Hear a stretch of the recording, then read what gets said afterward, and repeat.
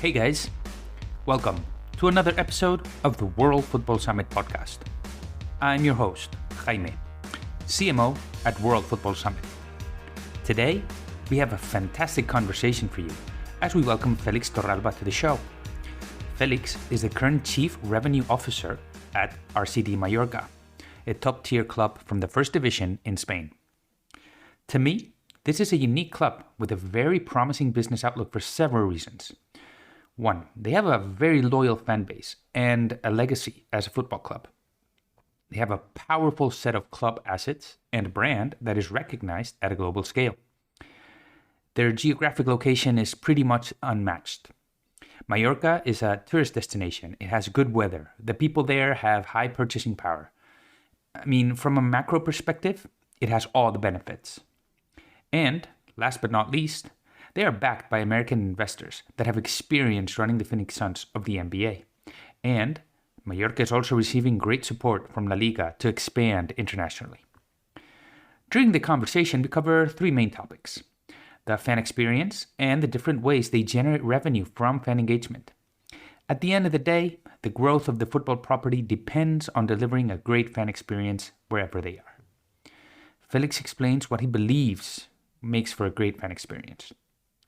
Second topic is growing the brand internationally, both from the fan and the commercial angle. Finally, we talk about their partnership and sponsorship model. I personally enjoyed this masterclass from Felix.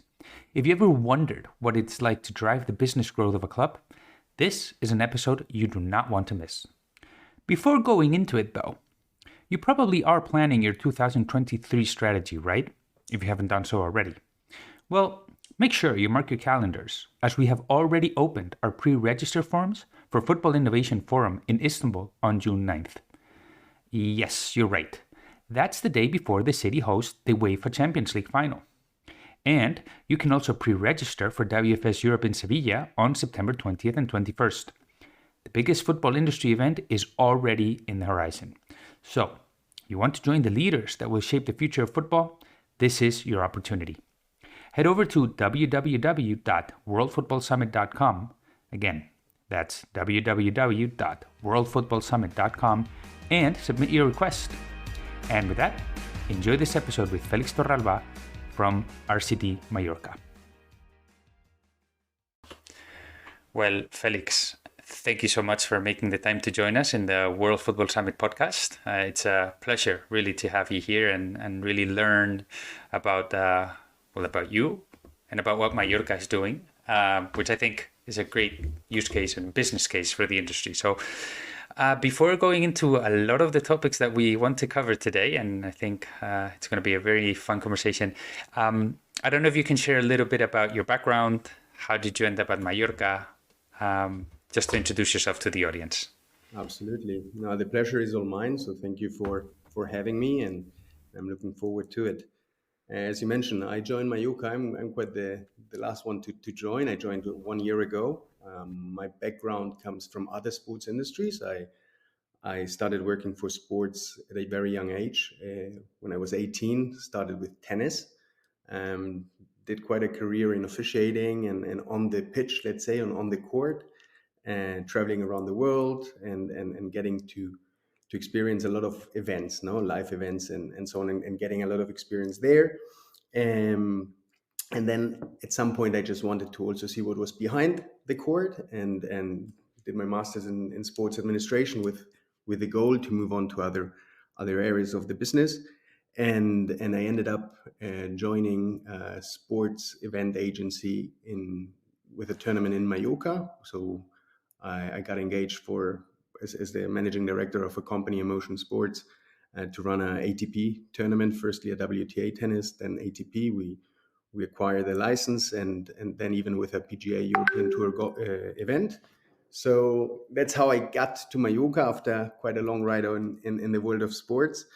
And after 5 years working with tennis and golf on the island, the opportunity came to join RCD Mallorca, and that was one of those trains you gotta take. It's a fantastic project. I think it's probably, when you take Spanish Liga, is probably one of the most attractive sports competitions worldwide. And I think Mallorca could be in the top 5 of most attractive entities to work with, be it for the destination, be it for the moment of the club, for the growth potential.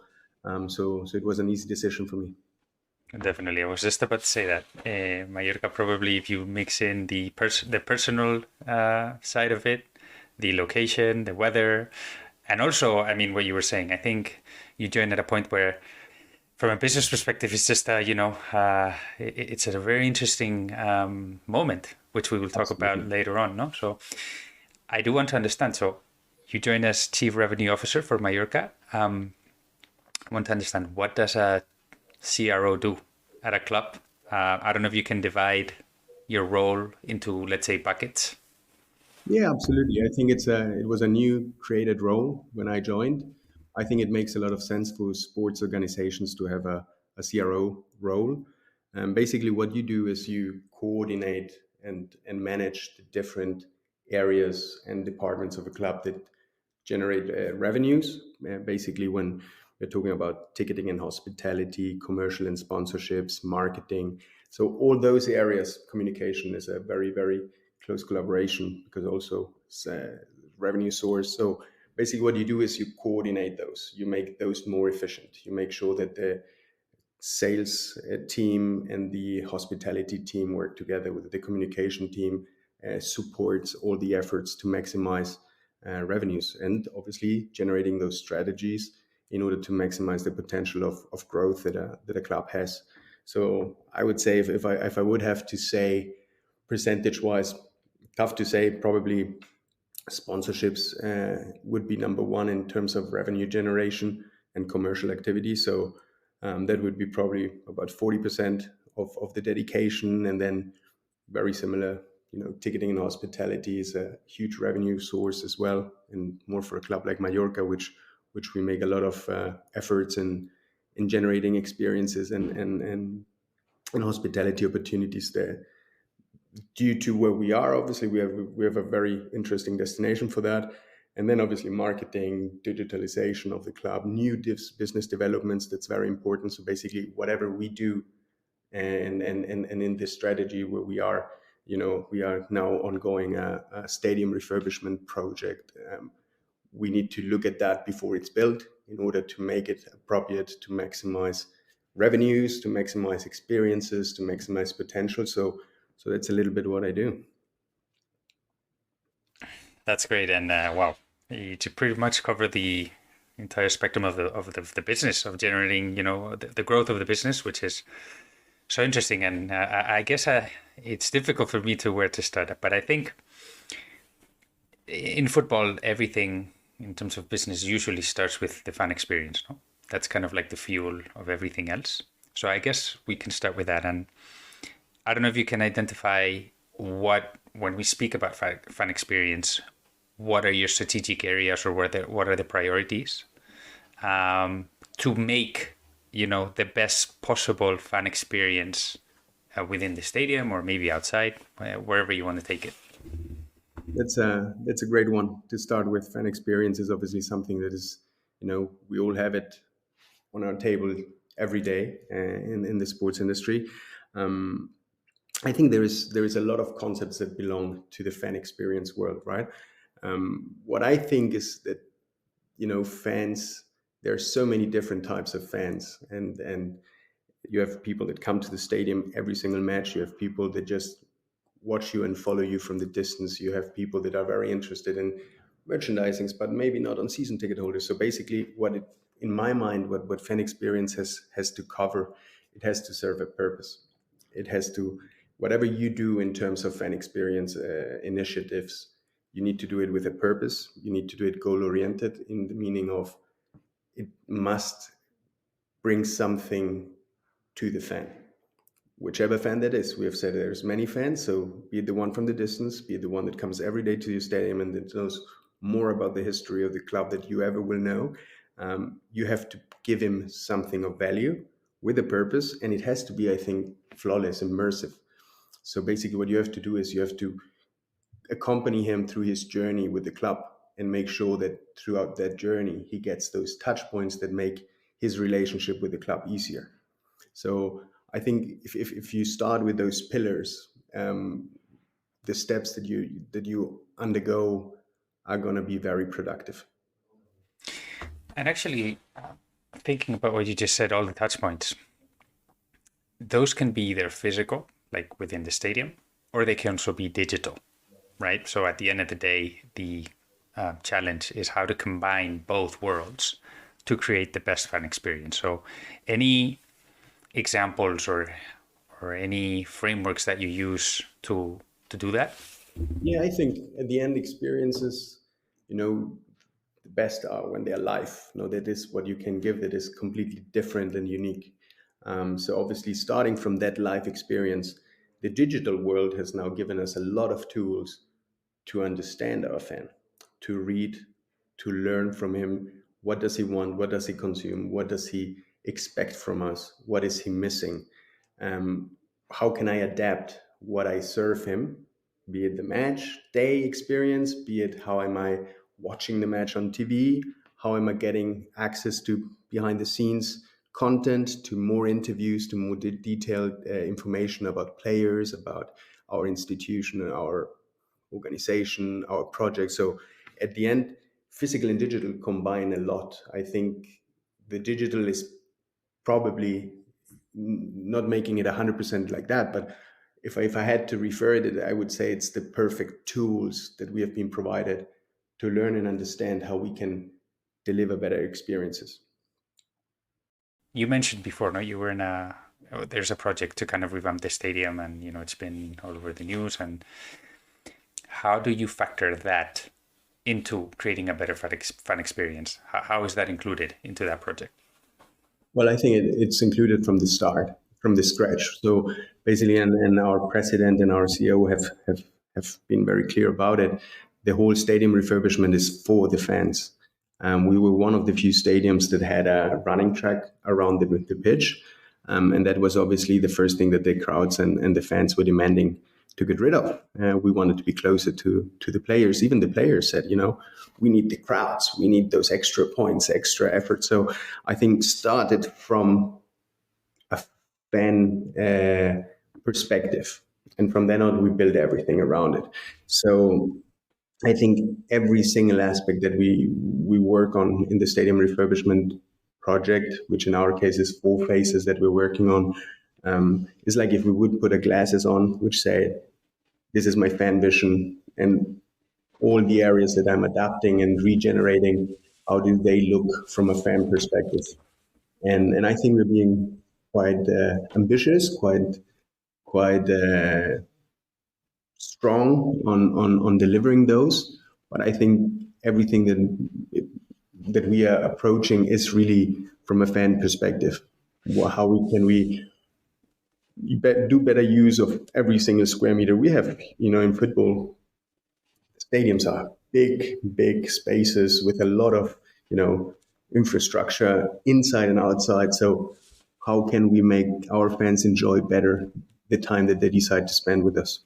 Yeah, true. And it's interesting what you mentioned, no, kind of that relationship between how the fans want to get closer to the players, but the players also want to be closer to the fans to feed off that energy, So it's very interesting. And to me, when you look into the American sports industry in general, not just football, no, you see that they're pioneers and they're really an example. And in your case, one of the things that makes interesting the project that we were mentioning about before from a business perspective is that you're backed by American investors. No? So I'm curious to see or to know, what have you learned from their experience there that you can apply to the fan experience here? Well, I fully agree with you. I think they're a few steps ahead of us, and they were pioneers in really going into the experiences. No, in our case, as you mentioned, we have an American ownership with a extensive sporting background. So they come from the world of sports. They own as well an NBA franchise as the Phoenix Suns, which is a team we're partners with, and that gave us an incredible competitive advantage because we have the ability to be in touch, to ask questions, to learn from what they have already implemented. And then obviously, whatever you do, you need to adapt it. It's not like we want to bring an NBA game experience to the to La Liga, it's more about, hey, they have gone through so many things. Phoenix went through a stadium refurbishment project in, I think it was a few years ago, 5-6 years ago, with a new footprint center. So basically, they have had all that experience that we're trying to implement now, and they have done probably a lot of great decisions and seeing the results, I would say, not 100, but probably around 100% of them very successful, but they've also probably learned from the mistakes. So we have that advantage that we can learn from them. And it challenges us. It challenges us to think, and to see how we can bring those things that we see make a huge value to the fan adapted into La Liga. And it's a great opportunity that Mallorca has and that Mallorca brings, and it's one of those attractive elements when we were speaking earlier, that Mallorca provides that nobody else can in that area. I think the question that comes to mind after what you just said, which I fully agree, Phoenix is a great example to learn from, definitely. The Phoenix Suns, they're an organization that is brilliantly run. Anyway, what does Mallorca teach them? Is there anything? That's a great question for the Phoenix Suns, I guess. No, I think I fully agree. They have incredible professionals. I'm very lucky to be in touch with their CRO and get a lot of hints, advices, and support. I don't know if they can learn things from us, but I think there are definitely things that when we speak, there are differences. There are differences in the fan expectations, the differences in how the fan puts the focus during the game. So sometimes we have had some people from the Suns coming over and saying, man, these people do not stop cheering and supporting the team throughout the whole match. While, when they're in our arenas, some hardcore fans, of course, but some others are there more with the experience. They go out, they go to the bar, they come back. When we think about F&B, for example, which is a great experience on how you have to adapt that to your fans and make it easy, accessible, and help them have a great journey to get food and beverage. Well, it's different. For us, the food and beverage, once the match has started, is 15 minutes after the break. Nobody would leave the seat and go to the bar or go to the toilet. So the toilets have to be accessible and cover everyone. So I think those are different types of fans, different expectations from the fans, different habits from the fans. So I don't know if we teach Phoenix Suns anything, but definitely we speak a lot about how fans perceive, how fans expect, what we can, we share a lot in that meaning and in that sense. And again, learning, I don't know, but definitely they see also a lot of tradition in European football and especially in La Liga. So the way we engage with audiences. So I think there's definitely a good value for both of us in that relationship. I agree. I think, maybe learn is not the word, but it does open their eyes to new types of fans and to new realities, no? Absolutely. And I guess the key is how do you adapt to each fan that you have in different places, no? And obviously the profile of the fan here is different. There's maybe more passion, and the game is different. It's not more about the entertainment, it's more about the competition. So, anyway, moving into the next section, obviously, it's great to have a fantastic fan engagement strategy in place, but at the end of the day, revenues is what decides everything, no? So I just want to understand how, in your sense, how do you monetize from that those fan experience initiatives, or is there anything? Is it hospitality? Is it ticketing? So what are the levers that you pull, and how do you tackle that? I think you're right. Now, obviously, at the end, the growth of a club is driven by revenue. That helps you spend more in the sports and the business and generating a better infrastructure and so on. But I think we would go back to some of the things that we have already discussed. I think the growth and those revenue generation sources need to be gradually and sustainable.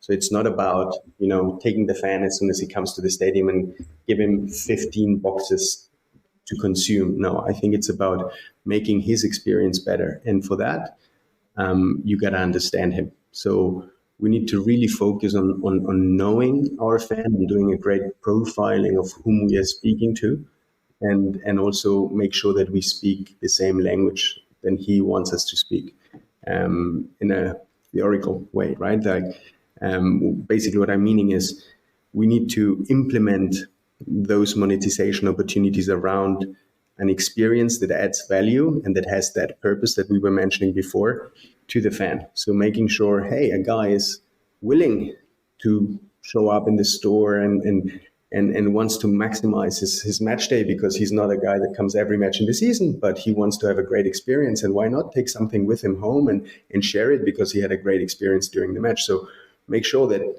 you make it easy for him to access the store, or that you have different touch points where he can get in touch with the store and with the purchasing of merchandising or official kits, but in a way that it brings value to him. If you just, overdo, I think that would be the worst thing. And then again, make things easy, make things adapted to where the people are going to move. If you understand the movements within a stadium, the people that you're welcoming in a stadium, what is our match day attendee? Is it a season ticket holder? Is 70%? Which are these other 30%? What are they looking for? Do we have a visitor? Do we have someone that is a football lover? Or is it someone that just comes for the experience because he's spending a week in Mallorca? So the more we know, the better we can implement those monetization opportunities.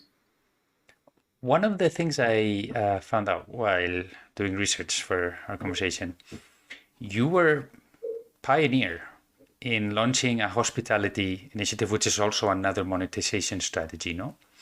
And in fact, you actually launched this, correct me if I'm wrong, when the club was even in the well, for the audience to understand, it's the third division, let's say, of the Spanish professional football system, no?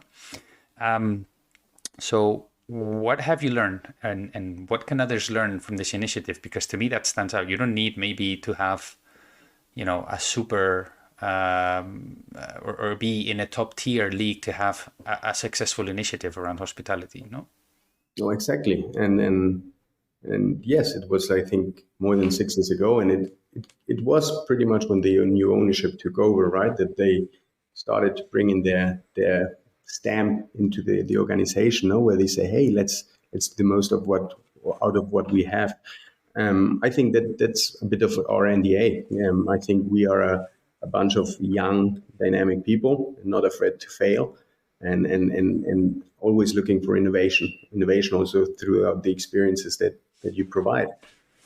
As you mentioned, we have some elements. We have kind of a beach lounge, outdoors, pitch side. So out of a weakness, which is we had a running track, we said, okay, how can we maximize the potential of that space, and generated what we call today the Footprint Corner, which is a beautiful terrace with live food, with pre-match and post-match. You have access to press conference. We have our players coming there after the matches, so there is a meet and greet experience included. You're sitting pretty much next to the benches, a few meters away from them. So just generating a complete new experience out of what was a weakness. We have generated an experience that is extraordinary because it's different to what you usually get. And I think that is important. We need to innovate. We need to find out, hey, our destination allows us to find those spots for people that want to have experiences. That's why 15 million travelers come to Mallorca every year, right? To have a great experience, to enjoy the good weather. We have an outdoor space there that goes very much in line with what our destination, our brand, and our club stands for. We generated the walkout box, where you're in a glass box, seeing the players coming out of the changing rooms when they walk out, and how they meet before coming out, and they're speaking to each other. So those are behind the scenes contents, right? Those are things that the people want to see. And I think that shows a little bit this US mentality, or this US fan experience, where you want to give them behind the scenes. You want to make them be part of something. And obviously always taking into consideration where we are, what we stand for, an island like Mallorca, and the opportunities that come with that. Yeah, the way I was thinking about that is kind of like a framework with three circles. No, you're obviously starting with one circle with what the fan wants, but then you're also looking into the environment. So in your case, the geographic location and everything else, which obviously plays a good role in that. And then also the assets that you as a club have. And if you are able to mix that together, you have a fantastic program. So yeah. And I would add one thing to that, and I think you mentioned that in your question. No, we were in third division at that time, so the team came down from Division Two. Again, you have an infrastructure, you have a match day experience, you have a non-match day experience. So basically, you shouldn't be, and we have a structure within the organization where we have the business side and the sporting side, and obviously you depend a lot on the sporting results, the same as they depend on the growth and then the revenues that we can facilitate for them to make the better choices. But at the end, our days cannot depend on a weekend result, right? So you're in a second division or you're in a third division as we were. Well, that was also an incredible source of opportunity because we were out of some commitments or some regulations that allowed us to think out of the box. And again, I think it's about what you have, where you are, as you mentioned, knowing as much as possible about the people around you, the ones that already consume you highly, which is a season ticket holder, those that have a nice flair and a nice relationship with the club. Despite they might not call themselves hardcore fans, but they have, they love the destination, or they have had experiences here, or they have players that have played here and they really were keen for, or whatever that is. Those people you got to understand, you got to learn and try to provide them with different opportunities. I think, well, what I'm thinking about now is, yeah, this is great for local fans, no? But the reality is you're a global brand and you've made certain moves on the pitch and off the pitch that have propelled your brand internationally. But how are you driving revenue from international fans? Because that's a completely different challenge. Absolutely. I think, again, the more we know about them, the better. I think there is many things. We are, and I consider Mallorca to be one of the most international clubs in LaLiga. LaLiga itself gives us a lot of opportunities to be seen everywhere in the world, to get in touch with those fans. LaLiga has international offices where we work with on a continuous basis. So obviously you focus on certain strategic markets, but you try to implement and to adapt the revenue sources to those fans.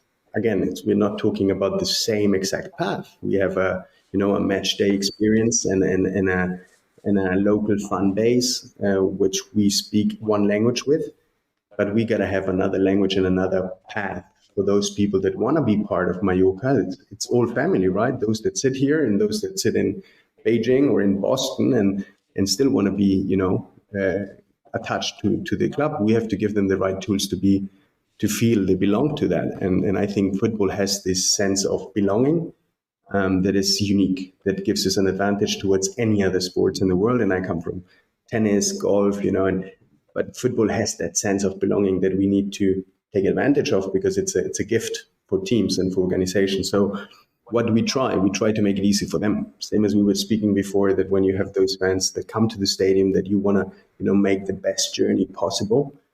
Those guys that want to interact with you, be it through communications. We, for example, have a match day show streaming. Mm-hmm. We cannot show the match, obviously, but we have a multicam production 4-hour show that we communicate. We make it in 4 languages. We stream it in English, in Japanese, in Korean, in Spanish. So we try to make the fans be part of it by speaking their language. When we have e-commerce, for example, which is obviously one of the biggest revenue sources when you talk about people that live outside the island, where we try to implement those digital assets and tools that help them feel comfortable in your e-commerce. So be it payment methodology, be it who's going to bring the packages to them, or how can they speak if there is any trouble with whatever service that they have engaged with. So we need to make sure that, again, we have a clear path and we speak the same language and provide them the tools to feel safe in that environment and to feel attached. Fantastic, because this actually ties well with a question I wanted to ask later, no? And obviously, fully agree. Football has that passion element that no other sports has, and to kind of have people feeling part of the community of fans, even regardless of where they live in the world, you need digital channels, no? And you mentioned a lot of the, initiatives that you have, so the streaming, the e-commerce. But what are the challenges that you face? I don't know if you can highlight 1, 2, 3 challenges that you face when trying to engage those fans. There are many, because I think there are many challenges because there are many different points of the world that are completely different to each other in their habits and the way they interact. We have commercial relationships with US brands and with Japanese brands. Our main global partner is Japanese, for example. The markets are different. The way they expect you to interact are different. The tools that help you on one end might not help you on the other one. And so basically there is a lot of tools, a lot of opportunities. So the challenge is to make the smart choices today, thinking about the results tomorrow. So making sure you don't want to cover 100% of the potential in one day, but you gotta grow in all the directions that you are putting the focus on. And I think there the strategic planning is incredibly important. Make sure you define which are your strategic markets initially. Make sure you grow towards them, because that experience is going to help you to then, add new markets, new opportunities, take those tools and see what has worked, what not. Is that same tool the one that is going to help you succeed in a different market? So there is a lot of challenges in digital. There is thousands and thousands of solutions coming up and being presented to us. And at the end, you cannot cover all of them. So you got to really think, if you know where you're going, if that strategy sits and you know whom you're speaking to, make the smart choices, grow in that direction, and that growth can be then expanded and replicated. Fantastic. Well, thank you for that. In terms of strategic markets, I'm not sure if you can share where your strategic markets, are. I don't know if it's Asia, North America. And I guess the follow-up question to that is how does the commercial approach differ, very briefly in 1-2 points between those different markets, so that the industry can kind of get a few tips on that?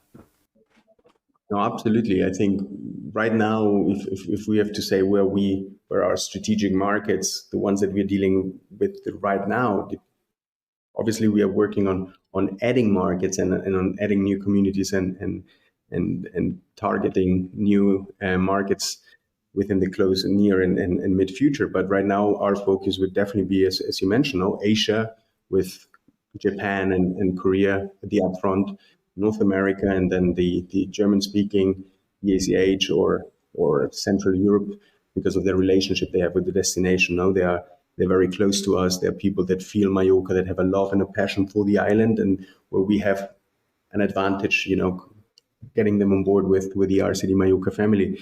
And when you mention differences, I think there's clear examples and big differences. I think the North American market is very far ahead in terms of sports business knowledge, understanding how sports industry and how sponsorships, they know exactly what they're looking for.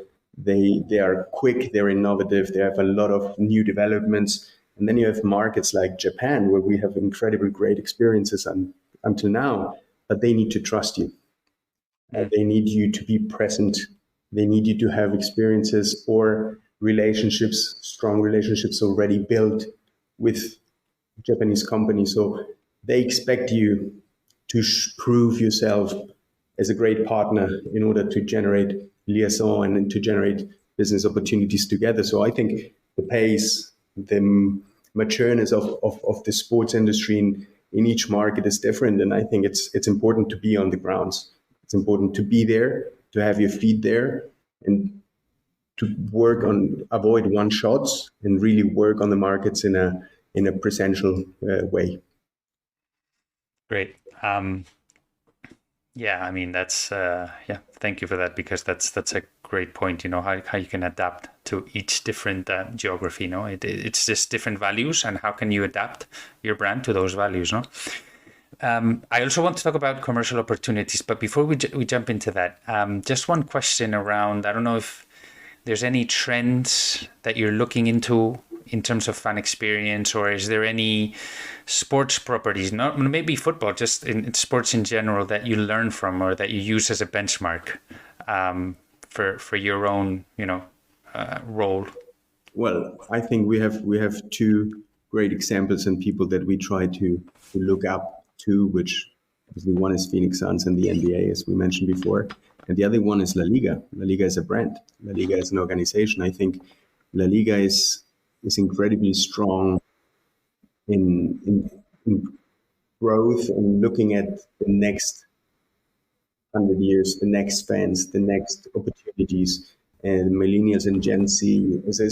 I think LaLiga is doing a great job and is supporting us and is giving us tools and know-how to really engage with those new audiences, to understand new digital opportunities. So those are great key assets that we have. And then obviously trends. No, we talk about NFTs, we talk about metaverse, we talk about so many ways. Gaming is a huge thing, and I think we all need to have an eye in how we grow, in giving space for those new trends or new ways of consuming sports, of being part of the sports world. They need to have space within the organization. I think on one hand, what you mentioned about La Liga is totally correct. And I think one of what I like about La Liga personally is it involves the clubs in the long-term strategy as well, right? So I think, that's very interesting. They have a lot of initiatives together because they understand that at the end of the day, it's a relationship that needs to go both ways, no? And then in terms of trends, obviously, I think Web3 is kind of like, everybody's, especially with the end of the year that we've had, everybody's looking into that space. But anyway, I want to jump into the next section of the conversation. Obviously, having fans and having a great fan experience is going to drive revenues from their side, but it's also going to attract commercial opportunities, no? Whether it's sponsorship, partnerships, call it whatever you want, no? So how does Mallorca target sponsors using the fan as a base?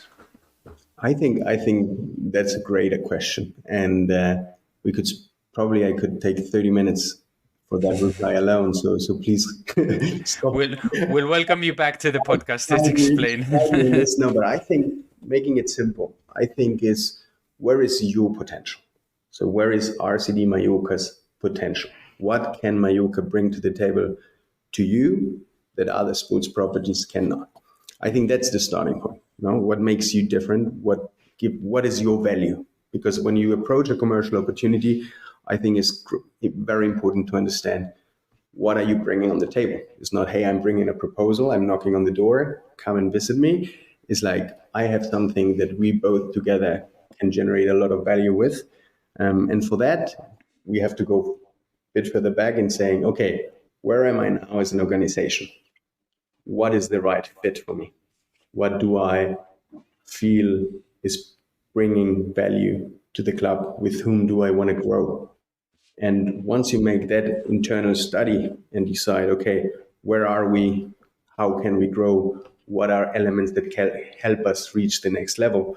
You're focusing probably on industries, you're focusing on brands, you're focusing on people that have similar values, core definitions, what they stand for. So people you really can walk hand in hand with, and then you go and speak to those brands and those industries, because you already share something. And now how can you bring the value? And I think we as Mallorca can provide unique opportunities. We are probably the trending destination. I think TripAdvisor mentioned or voted Mallorca as a trending destination worldwide in the year, which makes sense. It's an incredible island. So we have an incredible potential because we have so many decision makers. I say always that Mallorca is a B2B heaven. So many people might not work here, but have a house here, who come frequently, or come here with their friends and with business partners. So Mallorca is a great destination to explore. So that is something that, as we mentioned before, we put in the mix. What makes us different? And once you decide what makes you different, whom do you want to target that helps you grow, and that you feel comfortable working with. Now putting that value proposition is already a few steps ahead and is easier to do. And then you can really provide opportunities and international approach. So things that really make, for us in Mallorca, is the origin for great opportunities that we're looking at.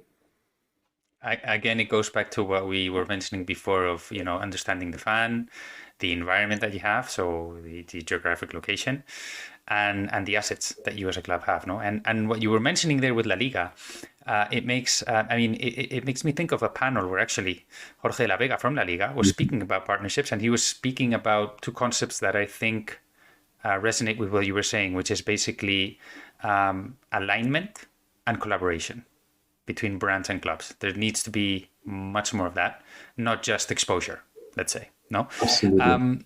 And I guess we were speaking about before as well about, the differences in, the fans from North America, Asia, international, the local fans. Does that also translate, or how does that translate? Because I believe it does, to the commercial side. So how do you target sponsors or potential sponsors from North America to the ones that you may have in Asia? No, absolutely, yes. Fully agree on what you say from Jorge as well.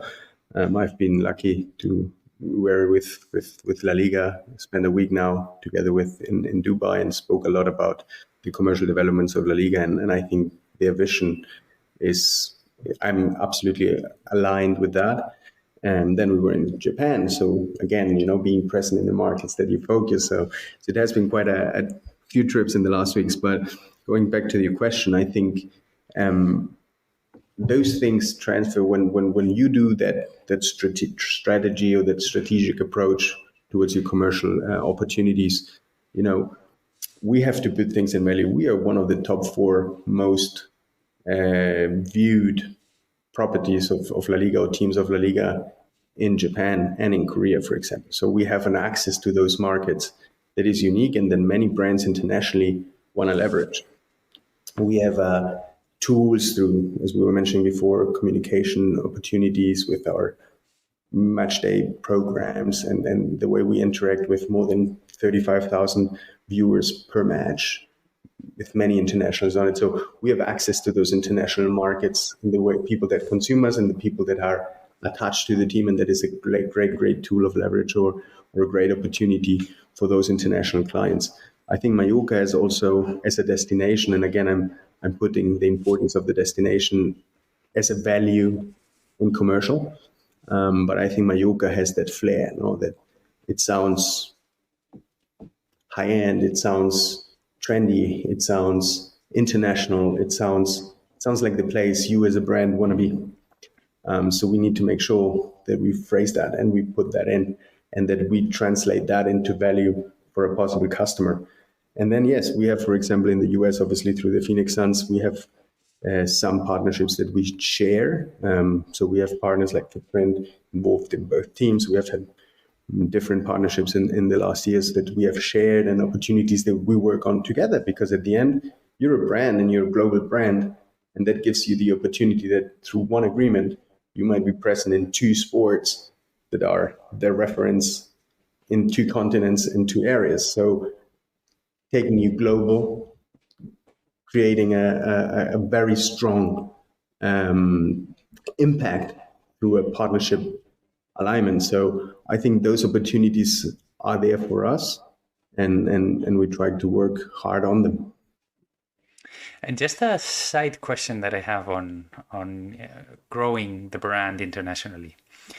In the particular case of Asia, no? In the past, you've had Asian players. So you had Kubo, you have Kang, who's doing a fantastic season this year, by the way.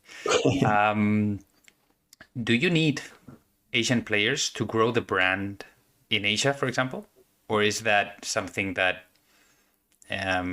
it helps, but it's not critical, let's say? That's a great question. I think that depends very much on whom you're speaking to. I would say we're a great example of it's not 100% requirement. We have extended our partnership with a Japanese partner without having a Japanese player in the squad. And that was because of the relation we have been able to build through the first year where we had a Japanese player in the squad. Now, would that partner have come if we wouldn't have that player in the beginning? Maybe not. So it is a valuable asset, but you cannot focus your commercial relationships or your revenues on single players or on a coach or on time, on small details. Sorry, small details is probably not the great word, but on some aspects, that can vanish. So what do you have to do? We were just after Dubai with LaLiga. We went to Japan. We were visiting our partner Tiger Corporation, and we have created a strong synergy and a collaboration agreement with Shimizu S-Bulls, which is a J-League football team. That obviously that relationship has come through Tiger Corporation, which is involved in both our properties. But we have found an option there and an opportunity, especially to again merge into the Japanese market, to work with football, to grow with the new generations, to bring those Shimizu S-Bulls fans closer to Mallorca, to have more presence there throughout the year when we go there with our coaches, with our methodology guys, and vice versa, them coming here and having opportunities to learn and to see how we do things. So at the end, those synergies generate that trust and that relationship. So it's not only depending on one player. Now, obviously, that is a great asset to have. If you have a player from a market, you can really create new opportunities there. But again, you never know if a player is going to stay with you for 5 years, for 10, for 1, or for 6 months. So making all your commercial decisions based on the squad wouldn't be my advice. Okay, well, thank you, because that's something that I've been wondering for for some time now, and it's a great opportunity to have that coming from someone like you, to be able to learn. One more detail, that last year we were the number 1 most viewed club in Japan. Obviously, had Takekubo within our squad, but we have remained as a top 4 most viewed team this season, and that is because we have been able to speak with our Japanese fans in a way that they still feel attached to the club, and that makes us proud. Well, congratulations on that, because that's no easy feat. The way I see it is, when you look into other industries, for example, to me, I guess having an Asian player is like having, let's say, a door opener. And then from there, it's up to the club to really develop those relationships and that trust with the fan. But obviously you get that door open, but it's the long-term play is the business strategy behind it. So that's a great learning there. So yeah, Felix, and I guess the question that comes up now to me is, how have you seen the evolution from a commercial perspective? So how has the commercial strategy evolved? I don't know if you can highlight a few things that you've seen. Hey, we've improved here tremendously. I don't know if there's a few snippets that you can point out. So there has been an evolution when we speak about Mallorca. First of all, the evolution within commercial in sports, where you have now so many new tools, so many new ways, to present yourself. So to learn about brands, to get in touch with brands. So that's one thing. The developments on digital and on the sports industry side. Now, when we speak about RCD Mallorca, we have been, last year it was our historical best results and best scoring in commercial. So there has been a really hard work behind it. And I think that evolution follows a strategy. We mentioned that before, when we said it's not about if you're in first division, second division, or it's not about you have a great day or a bad day. It's a strategy. And that strategy for us is very binded to what we're doing now with the stadium, refurbishing the stadium, adapting that to generate new opportunities to commercialize, to generate revenues. But also, and that is something that I think is extremely important for all sports organizations, or we try to give it the importance that it has, is we are a football club that plays twice a month in the stadium, but we have a beautiful infrastructure. We have an incredible location within an island as Mallorca. So the non-match day revenue potential is incredible. We focus a lot on the MICE industry, right? Meetings, incentives, conventions, and events. So we can do so much with our infrastructures, with our teams, with our human teams, and And that part, I think, requires strategy, requires planification and work, because you are entering new business opportunities that are not commonly set for a football team. So I think the potential there is massive, and we really are working very hard on that. We do more than 250 corporate events per year, and now with the stadium refurbishment, we're probably going to double or triple that amount, because we are adapting the lounges that we're building, the accessibility to the stadium and everything around it to maximize the potential, not only on match days, not only within the football activity, but as an organization with all our infrastructures and maximizing every asset that we have as a club. That's definitely the next frontier.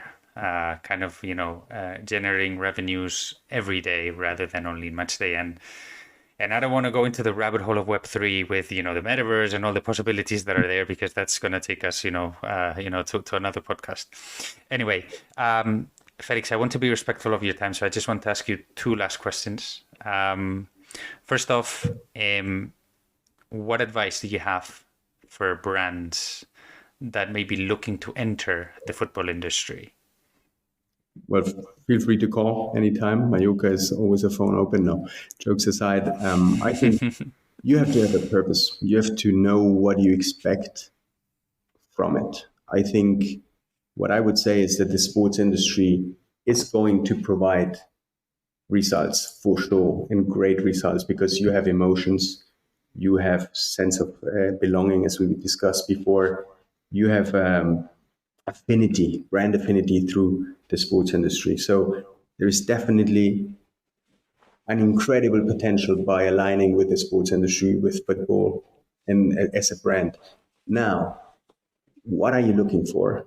Make sure you know what you're looking for. You mentioned that before. It's not about visibility. Visibility is important, but whom are you being visible with? Who's your surrounding? What can you do with that brand you're aligning or that team you're aligning to generate more sales for your company, or to make a better index within the fans and the people that are going to consume this sport? So make sure you know what you're targeting, and also, and that is something that we always try to speak a lot when we generate commercial opportunities with, is one thing is partnering with the team, but that's like when you seed a plant. Now you need to water that. You need to, it's not about, I made a deal, I expect everything to come by itself. No, you need to activate. So we love brands that challenge us on activation. We love brands that, are there on a day-to-day basis, because those are the ones that makes the most out of it. And those are the ones that never leave, because activation is as important as visibility. Totally. I mean, at the end of the day, also what you were speaking about before, the concept of relevance or intent, how, exposure is nice, but at the end of the day, if you can get more intent, fans, sponsors, whatever, that's going to drive probably more sales, Last question, Felix. You've been there for some time now, so I don't know if there's any project, moment that you are most proud of that you want to share with the audience. It's a good one. I don't know. I think we close, or we finalize the stadium naming rights deal that gives back to the destination. That we are working together with Mallorca as a destination, and that makes me very proud of, because we have worked a lot on that. But that, and probably the stadium refurbishment project, I think that is something that we have been able, to be so quick. LaLiga has given us the great opportunity with LaLiga Impulso to boost our project, but we are implementing, and I think we have been really spending hours and hours in thinking about every detail of that process. And I'm extremely satisfied and extremely proud of the result of the project we have been able to generate. And we look forward to having that finalized by January 2024. So that's really very quick, and there's such a big project behind it. So those two things are probably, getting so involved with the destination, being part of it, and being their main asset towards promoting sport values, towards promoting what Mallorca stands for. And that on one hand, and on the other, the moment, the historical moment that we are really changing and refurbishing completely this stadium, and I think we have really created a great project. I think you're going to have to come back to the podcast soon to tell us how that's being evolved. Meanwhile, though, I don't know if just to finish, if you want to send or you want, where can, the audience learn more about either you, about Mallorca, about, I don't know if you want to send them to some web page or something that they can check out more info. Well, I hope to see them in Mallorca. I think Mallorca is a destination everyone wants to travel to. And so we're absolutely happy to get in touch and to come visit. But obviously through our communication channels, I think whenever you enter RCD Mallorca environment and through our communication channels, you already perceive that these guys do something young, fresh, and quite unique. So absolutely looking forward to welcoming more people in our environment and growing the Mallorca community. Definitely. I mean, if anybody out there does not follow Mallorca and they want to learn about, a good social and marketing strategy, that's a great case to learn from. So anyway, Felix, thank you so much for this masterclass. I've learned so much. I'm sure the audience is going to learn so much as well. And again, as I said, it would be great to have you back in the future. So thank you. Really appreciate it, Jaime. It was a big pleasure. So looking forward to that. Thank you. Bye.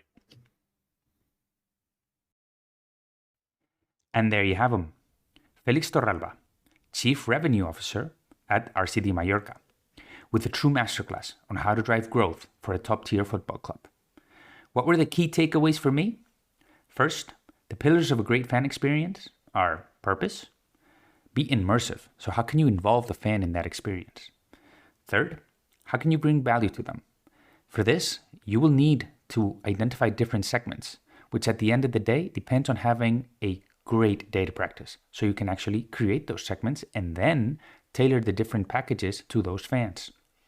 Second, the framework that combines what the fan actually wants with what the club assets are and the environment you play in.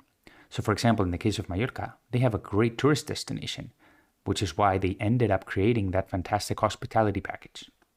Third, when you look into commercial opportunities, you have to understand, as a football club, what is the value that you bring to the table? Second, how can you align your values to that of those brands that want to enter or partner with you? Third, again, how does that environment that we were speaking before add value to your proposition? Finally, if you're a football club, you have to think about opportunities beyond the game itself. So for example, can you use your stadium for other activities other than the game itself? Again, this is what will drive revenue in the long run. Let me know your opinion on either the episode or the podcast in general, or both. Reach out on social media and give us some feedback. Before I let you go, if you do like the episode or the podcast, I would really appreciate if you could rate it and share it with other friends and colleagues of the industry. It will help us reach more people who can maybe benefit from some of the learnings that were shared. Nothing else from my side. Thank you for tuning into this episode of the World Football Summit podcast. Have a great rest of your day, and we hope to see you next time.